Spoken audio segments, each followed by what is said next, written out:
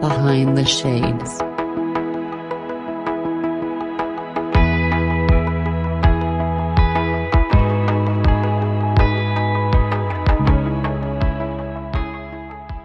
Hello, Becca. How are you doing today? I'm doing well, thanks. How are you? I am well. Like we discussed, it's Friday. I got paid, but I promise Yay. you, I'm going to do that little dance too, but I promise you, I'll be poor tomorrow. Right? No weekend balling out for me, unfortunately. Not this weekend, maybe next weekend. So I know we're going to talk about a few beautiful topics today, and I can't wait until we do so, because we're going to figure out different ways how we can get out of our own way. Right. But Mhm. before we do so, Becca, before we get into the topic at hand, why don't you introduce yourself? Tell us who you are and how my audience can find you. Yeah. So my name is Becca Briggs. I am a creative life coach currently based out of Oregon, and I help my clients to reignite their passion and excitement for life and get in tune with their authentic, unique purpose that they're here to fulfill. You can find me on all social media platforms at the Becca Briggs, and my website is beccabriggs.com. Perfect. So why don't we start from the very beginning? Because I always like to hear how people get started in their journey, like how I started mine, and let's get into how you started yours. So, how did you get involved in this from the beginning? Yeah, so I feel like it was just meant to be, honestly. Like I've always been into personal growth ever since I was a child. I was like read all the chicken soup books when I was a kid and teenager. And it kind of was this slow growing process where I started by learning about Myers-Briggs in college. And at the time, I would say was a really low point in my life where I was very depressed. I was in an abusive relationship. I didn't know who I was or what I wanted. And I'd grown up with a family who told me who I was supposed to be and what I was supposed to do. And so when I was trying to figure it out for myself, I just felt very lost and like I didn't fit in and that anything I wanted in life was wrong or bad or shamed. And it just felt like an uphill battle. So I started with learning about Myers-Briggs and realizing the different components that resonated with me of, oh, okay, this is why I like these things. This is why I think this way or I feel this way about certain things. That is not me being wrong or bad, it's me being different from the people I was around. After that, I learned about the Enneagram and had a very similar experience and dove in there and would just kind of use this knowledge to help people in my life. When the pandemic hit, I got laid off from the job that I had and did some soul searching of, okay, what do I actually really want for myself? And especially for myself in terms of a career path. What is my purpose here? Because I was tired of working just side end jobs, making ends meet that weren't fulfilling. And all signs just pointed to coaching was like, you're already doing this, you're already helping people, and you already have these tools and resources. So dive in. And here I am 3 years later doing that. I know for me, when I first started on this journey, it was similar to you where something was happening. I was trying to figure out, and I was just like, Terrain, your life is upside down right now, right? Mm-hmm. Like you have these group of people telling you what to do. You have yourself saying that I don't necessarily want to do that. Then you have people over here saying that, yeah, you don't listen to them, listen to us. And everyone is pulling at you. And you're just like, what is it that I want to do? What's going to make me happy instead of me trying to make everyone else happy by being Mm-hmm. who they want me to be? And then I started reading books, and I was reading books all the time. I would sit down, read books. And then online, I started reading, but I started reading like all these crime books. And then I was like kind of Mm. like painting my own reality. And sometimes I would get lost in it, right? Like I thought I was Harry Potter for a minute. And Yeah, I think we you all did. try, I think we all did, right? You try to figure it out. And then I was like, hey, how about if I find myself in helping others? And then Mm. that made sense to me. For you now, when you're going through your relationship that wasn't working out, when you're listening to all these people trying to pull you different ways, did you reach a point in your life when you started reading these books, going through these things in college, and you're like, okay, this is the Becca I need to be, and then you started working towards that version of yourself? Yeah, so that is one thing that, in growth and healing was while I was in this relationship and leaving the relationship was, I was doing therapy for a while. I was on medication. I was reading all the self-help books. I was going to yoga classes and meditating. And for it just like nothing felt like it really helped. It was still I still felt like there was kind of this persona happening, or I was checking all the boxes, but it wasn't really landing. And so especially with the coaching style that I do is integrating some of these kind of archetype systems, but not to put people in a box of what the archetypes are, but to say, okay, let's bring you back to the core of who you are, the energy you put out, what you're here to do.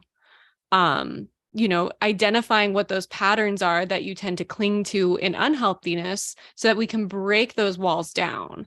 I think of it as almost if we were crystals encased in dirt. We got to break those layers of dirt off to expose you that's been buried under all these beliefs, all these pressures, all these expectations, all these personas that you've kept, all the emotions that you've repressed and pushed down that ever just encased you. Let's break that open. And I find that using these tools like human design, Enneagram, Myers-Briggs can help communicate to people in a way that brings them back to themselves. It's not telling you who you have to be. It's opening up, this is how you're already functioning. So let's lean into that. Let's lean into naturally what works best for you and what you thrive in, instead of you trying to focus over here on everything everyone's telling you you need to be doing and focusing on. How difficult is that for the clients you deal with, especially when many of those layers are from society, from culture, and ultimately from their family, which has a strong hold on them? Yeah, it can be really difficult. And I think one of the things I like to reiterate a lot is that growth and healing is not linear.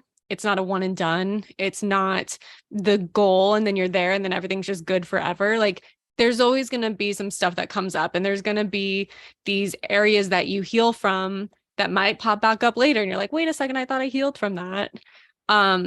It's not about perfection and mastering all of this. It's about learning how to work with yourself when those things come up. And as long as you keep an open mind, and some flexibility, that when those pressures come back, or when the trauma resurfaces, or when you have these expectations put on you and you end up finding yourself in these same patterns and habits you were before, that you can navigate through it way more easily and not feel so weighed down by your circumstances or what these beliefs are.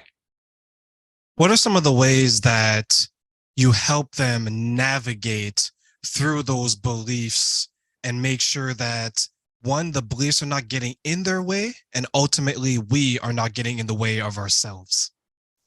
Yeah. So I would say, I talk about three ways that we hold ourselves back. I guess I've already kind of talked about one of them. One of them is that we're unaware of what is for us versus what others are telling us to do. So knowing what is ours and what is for us is key. The second one is doing the subconscious work. So a lot of times in traditional coaching and therapy and even with the self-help books and workbooks and everything else is, you're being asked conscious questions, and you can identify, oh, this is what I want. This is what I don't want. These are the changes I know I need to make.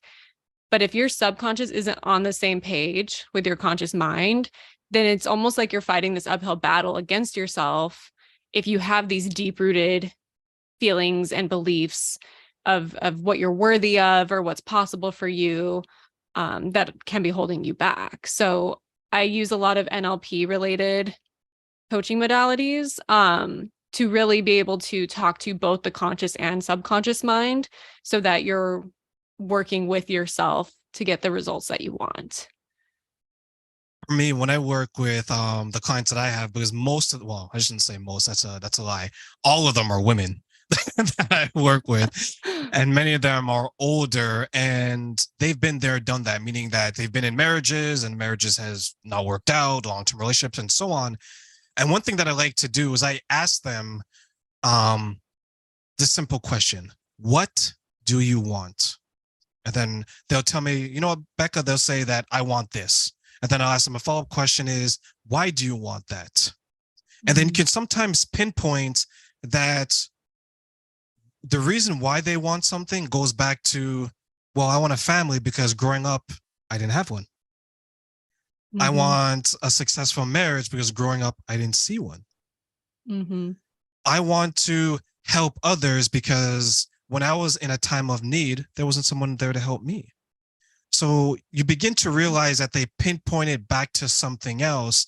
But I think what truly needs to happen, and even I'm working on this as well, is that once you identify what you want, it's okay if it's a little selfish. For example, I want to have the most successful podcast and show in the world. And the reason why I want that is because I want my name in lights. So every time people see, they know that I'm here to help people. It sounds a little selfish, but there's something beneath it as well, because it's your way of helping people. But as soon as they see your name, Becca Briggs, they feel better because they know what's behind your brand. And your brand is, I help you realize what's keeping you stuck. I get you to feel better, and I'm using different tools to do that. Mm-hmm. When you're helping your clients now, and you're digging deep beneath the surface and you're helping them identify, are there commonalities that are preventing them from realizing their true potential? And if so, how do you help them with that?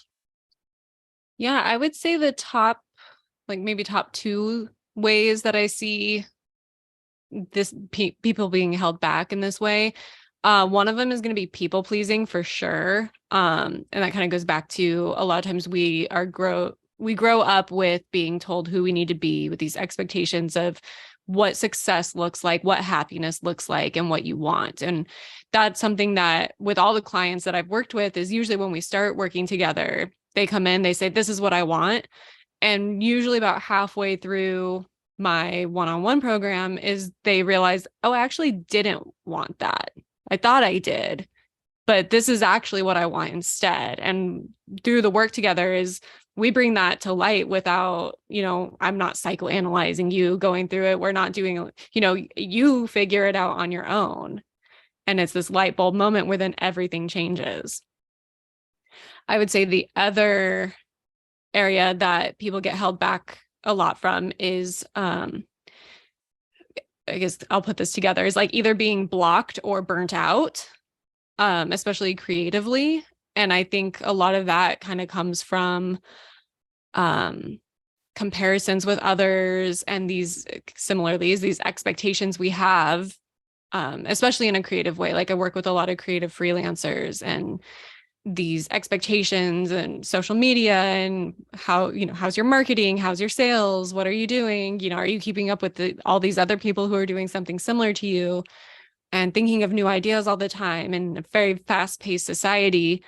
It's very easy to get off the path of what brought you there originally. Where do you feel lit up? Where is the passion coming from? And not get so caught up on the little details of what we expect we have to have within that.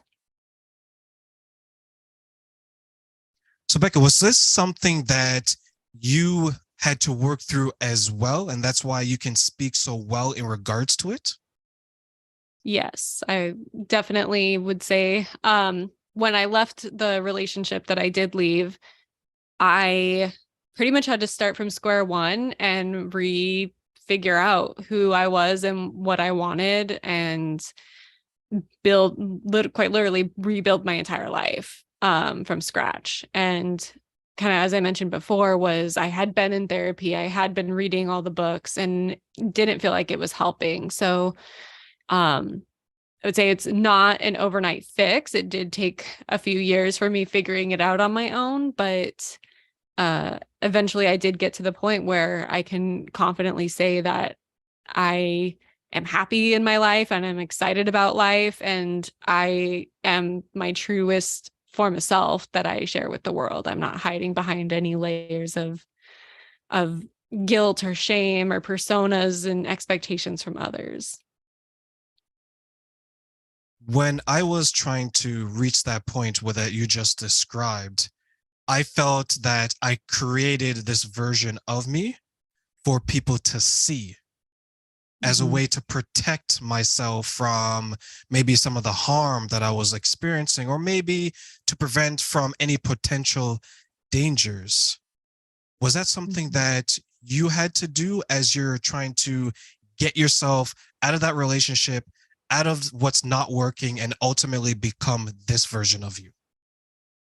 Yeah, I would say that my persona was there kind of during that time. I was very angsty, went through my very long emo phase. And black hair, all the piercings, was very edgy. And it was this false confidence that I wanted people to see me. I wanted people to think that I was, really confident and really edgy and that nothing bothered me. I wasn't sensitive about things. Like everything just, was whatever. And if it did bother me, it was because of the darkness of the world, whatever. It was just very dramatic. Um, so that when I left the relationship kind of all came down of I don't want to be jaded. I don't want to be so negative on the world. I don't want to be pushing people away. Like I actually want to be seen and accepted for who I am, but that has to start with me seeing and accepting me for myself first. And so after the breakup and rebuilding of my life and identity was a lot of living without a persona and really just seeing who I wanted to be that day and sensing, especially over time, the consistencies of does this actually resonate long term or is this just a moment in time? And then being able to assess like, okay, I feel like this was like an influence over here, but it's not long lasting. So that's not part of what I want. Um, versus what has stuck around and been like, okay, these are like my core values. This is what's important to me. This is what I want to share. Um, this is how I act and speak and think and feel, and that's valid. Was it like a redefining and a reawakening? Because you look back and that Becca looking into the future is probably like, I'm kind of surprised I'm this person. Are you surprised of who you are today? I am. And I feel like that is going to continue. Again, growth is always happening. We're always going to be surprised by our future selves and what we're capable of. But it definitely, when I look back at the, you know, late teens, early 20s Becca, and then I look at where I'm at now, like I never, ever would have anticipated what my life has become and the opportunities that I've had and the people that I've met. And um, yeah, I just recently moved to a state that I'd never been to before, to a town I'd never visited by myself that, that past version of me would have been too scared to do and would have, well, what if it doesn't work out? What if we can't leave, everything behind? We have to stay here for these people. We have to do this. And me now just naturally, it's not even a forced confidence. It's a natural confidence and assurance in who I am and what I'm capable of, that no matter what, I know I can handle it. So when you're working with your clients now and you've redefined yourself from into this confident person that is able to move to a different town and make it work, whereas maybe in the past you were unsure to say the least, right? How Mhm. much of yourself do you see in your clients now as you're helping them walk and build that journey? Yeah, I definitely see a strong similarity, if not, the same patterns of what I used to go through. And it makes it so inspiring to be able to hold that space for them because it's honestly, I know exactly, how you felt and what you're going through. And I want to show people that, your current situation is not the end all be all. There's more out there for you. You just have to step out of the box that you've been placed in, whether that's from somebody else or yourself. Step out of that box and see what else is there for you. It's just so beautiful to watch that transformation in others. Are there people that you look to that you're assisting and you just think of them and you're like, this person is going to be great, and I've been a part of that journey? How does that feel for you? I kind of feel that way, but for the most part, it's about them. I just truly love seeing people step into their own power. And I'm grateful for having the opportunity to help them get there, but they don't really need me. They could get there on their own. I'm just a tool. I'm a resource to help make it easier for them and to have somebody on their side who is helping support them, because a lot of us don't have people in our lives who genuinely support us and want to see us grow without, maybe an ulterior motive or wanting something out of it. But to have somebody who truly just wants to see you thrive and who you're meant to be, I think is a beautiful thing. And I'm very grateful to get to be that for the clients that I work with. But they're the ones who do all the work. It's not me. I remember I was asked a similar question, and I love that question so much. That's why I asked you and I asked others. And I gave a similar answer. And then one day, unexpectedly, someone messaged me on, I think it was Facebook, if I remember correctly. And they said, hey, I saw your podcast. And they're like, I didn't know you were doing this. I was like, yeah, I've been doing it since, about late 2021, early 2022, when people were in lockdowns and they're trying to do anything to keep active, right? And it was about an illness that I was speaking to someone about. And then the person messaged like, I'm going through that same illness and no one talks about it. And I didn't even know that they were going through that. And when they shared that with me, I felt so honored because I began to think how many other people are out there being helped by your words, by your presence, by your energy, right? That you may not come in contact with. But here I was fortunate enough to come in contact with one of them who I really didn't know. Was, do you really know your Facebook friends? And it was just one of those things, right? So for you, if you had the opportunity to meet people that have had their lives impacted positively because of something that you've done, would you want to meet them? And if so, why? I would, even just to hear their story and to celebrate them. I because it's partially for my own reasons, is I feel inspired when I hear people that transform their lives, that especially if, coming from rock bottom and showing that you can persevere through and use those experiences, use your challenges and your hardships to make you a better person and to then in turn help others and help the world, I think is a beautiful thing and one that needs to be shared more. And if I had any part in that, I would feel so honored to be able to meet them and talk to them about it and just celebrate them and their journey. As we close, Becca, what's some advice you'd want to give to the next generation of people who are trying to figure it out? They're their own worst enemy, but they need assistance. How would you advise them? So I would say one of the biggest things that we do that keeps ourselves stuck in our lives is staying in our comfort zones. It's staying where we feel the safest, we feel the most familiar. And kind of like I mentioned earlier, is we have this box around us and we don't always see what is on the outside of that. What other opportunities are there for us? What other pathways? What are the options? And how can those options work out? So by being willing to step outside your comfort zone, be open to what's going to come for you, and embracing making changes, little changes, big changes, just being open to experiencing change in your life is the key to getting out of our own way and not staying stuck anymore.